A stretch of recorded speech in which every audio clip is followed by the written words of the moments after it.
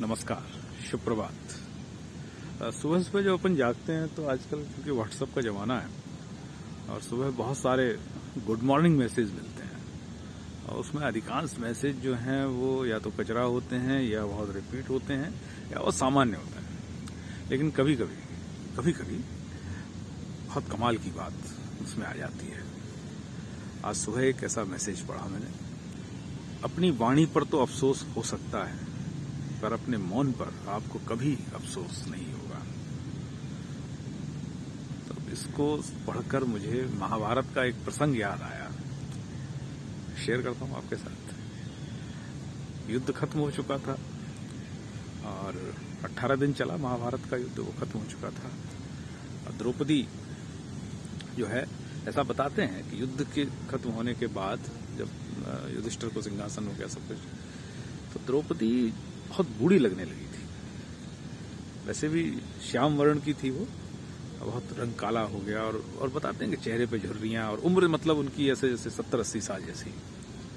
और वो अपने कमरे में, महारानी तो हो ही चुकी थी, चुपचाप से बैठी थी और भारी पश्चाताप था उनको, एक तरीके से आत्मग्लानि थी, क्योंकि चारों तरफ लाशों का ढेर था कुरुक्षेत्र में और उन लाशों को उठाने वाले, उनका अंतिम संस्कार करने वाले लोग कम थे।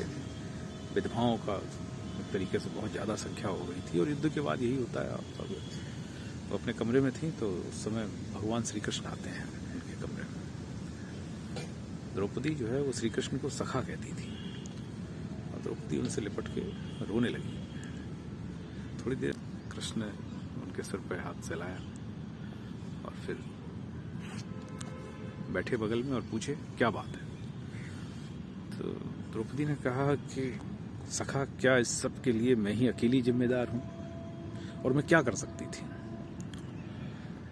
कृष्ण ने कहा कि द्रौपदी, नहीं, तुम अपने को इतना महत्वपूर्ण मत समझो कि सारे इस पूरे 18 दिन चले युद्ध और इस हिंसा और सारा जो हुआ उसके लिए आप ही जिम्मेदार हो, ऐसा नहीं है। लेकिन हमारे कर्म जो है ना, वो परिणामों में बदलते हैं।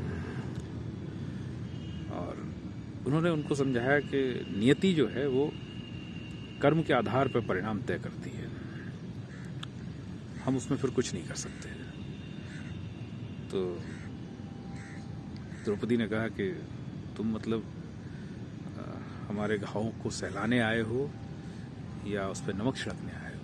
तो कृष्ण बोले कि ऐसा नहीं है, मैं सिर्फ ये बता रहा हूं कि हमारे शब्द भी कभी कभी हमारे कर्म होते हैं और हमें बोलते समय बहुत जो है धैर्य रखना चाहिए, क्या बोलें क्या ना बोलें।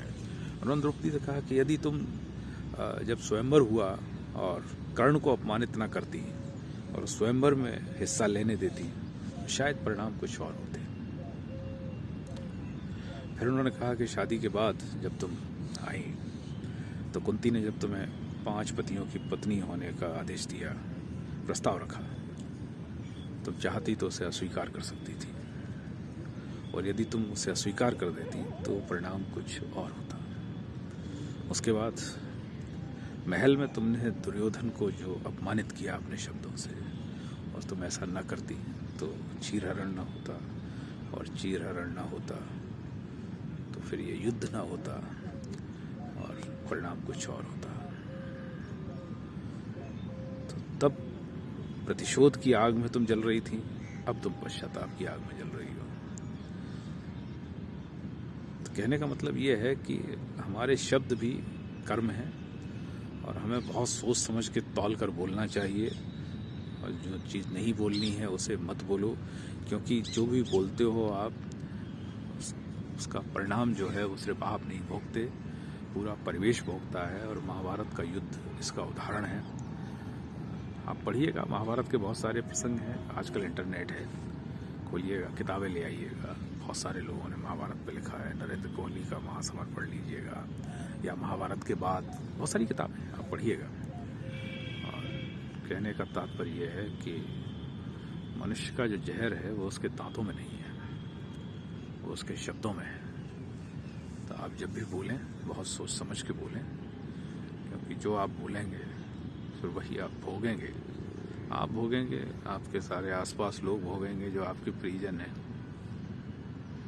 नमस्ते।